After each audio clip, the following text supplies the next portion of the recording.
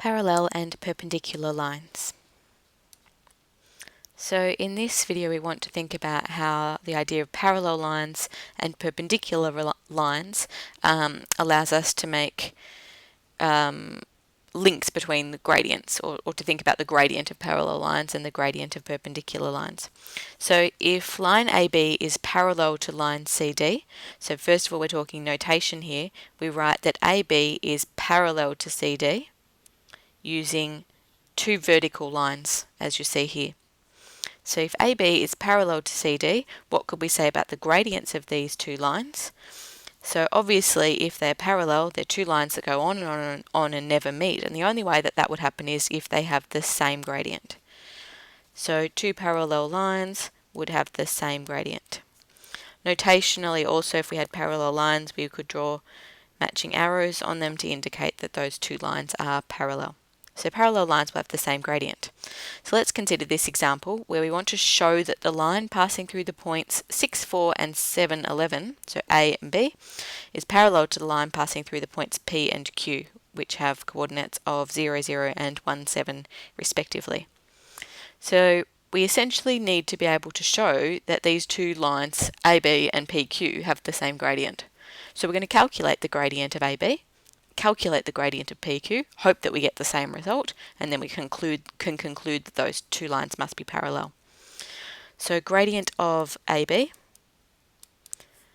rise over run, change in y over change in x, so 11 minus 4 divided by 7 minus 6, so we have 7 over 1, so the gradient of AB is 7. Gradient of PQ, change in y over change in x, so 7 minus 0 over 1 minus 0, again is 7 over 1, so the gradient of PQ is also 7.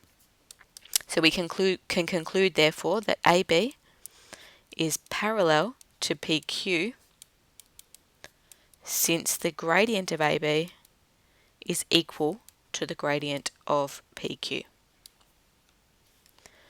Now let's think about perpendicular lines. So I've drawn two lines here, and let's have a little look at the gradients of these two lines. So we can see from the grid shown here that the gradient of the line AB, rise over run, if we have a look at this rise over run, is clearly 2 over 1, so AB has a gradient of 2. CD, on the other hand, if we have a look at this triangle in here, has a rise of 1 and a run of 2, and it's a negative gradient. So CD has a gradient of negative 1 over 2, so negative a half. Now we need to show that these lines are perpendicular, and in fact they are perpendicular if we think about the angles that we've got going on in this diagram. So first of all, the two small triangles that I've drawn are right-angled triangles. And then they're obviously also congruent triangles. They have the same lengths and one angle in common. So by side angle side, these are congruent triangles, which means that this angle here must be exactly the same as this angle up here. And it also means that this angle here must be exactly the same as this angle here. Now the other thing we know, if we look at either one of these triangles, is that the red angle plus the pink angle must sum to 90 degrees in order to give a total angle sum in the triangle of 180 degrees. So if red plus pink equals 90 degrees, now if we think about this straight angle here, if red plus pink is 90 degrees, then the remaining angle between the two lines must also be 90 degrees, so that the total angle is 180. So we must have a 90-degree angle between these two lines. And that's going to happen whenever we have this relationship between the gradients, because we will have these same congruent triangles positioned in this way to create a right angle in between the two lines. And so what we're seeing here is that gradient of AB is 2, and the gradient of CD is negative a half, And this is the relationship that we're going to see whenever we have perpendicular lines. So for example, if AB had had a gradient of 3, CD would have had to have had a gradient of -1/3 in order to create these two little triangles that will create an angle of 90 degrees in between them. So there's a couple of properties that we can formalize here. So if line 1 has a gradient of m1 and line 2 has a gradient of m2, they're going to be perpendicular lines if m1 times m2 is equal to -1. So if we think about our previous example, that would have meant that 2 times -1/2 does indeed equal -1. We had perpendicular lines previously. The other way we can think about this is this idea of a negative reciprocal, and this is a much easier way to work with the gradients in practice.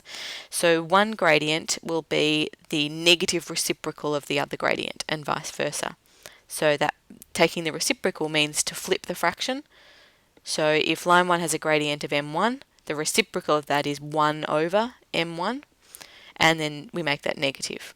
So for example here, if we have a line with a gradient of -2, the perpendicular line to that will have the negative reciprocal, so it will become positive, and we'll take the reciprocal of 2 to get 1 over 2.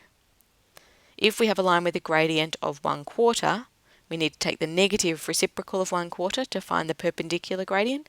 So we're going to make the gradient negative and flip 1 over 4 to get 4 over 1. So we have a gradient of -4. If a line has a gradient of 1, thinking about the fact that 1 is just 1 over 1, so when we flip 1, when we take the reciprocal of 1, we're still going to have 1. So the perpendicular gradient to this will be -1 over 1, which is 1. Perpendicular gradient to -2/3, so the gradient will become positive, and we'll take the reciprocal, so we'll get +3 over 2.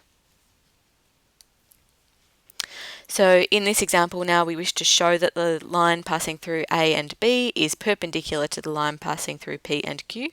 So much like the example for the parallel lines, we need to calculate the gradient of AB, calculate the gradient of PQ, and then show we have a relationship that means that the lines are perpendicular. That is, the two gradients multiply to give -1, or one gradient is the negative reciprocal of the other gradient.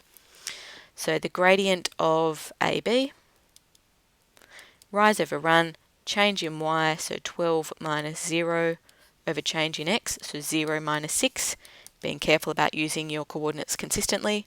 So 12 over -6 gives a gradient of -2. So if PQ is perpendicular to AB, we're hoping that PQ will have a gradient of +1 over 2. So gradient of PQ, rise over run, 10 minus 8 over 8 minus 4, so 2 over 4, which is indeed +1/2. So therefore we can say that AB is perpendicular. I didn't mention this notation previously, so this little sort of upside down T is the notation for perpendicular. AB is perpendicular to PQ since the gradient of AB multiplied by the gradient of PQ is equal to -1, or we could use the reason the gradient of PQ is equal to -1 over the gradient of AB.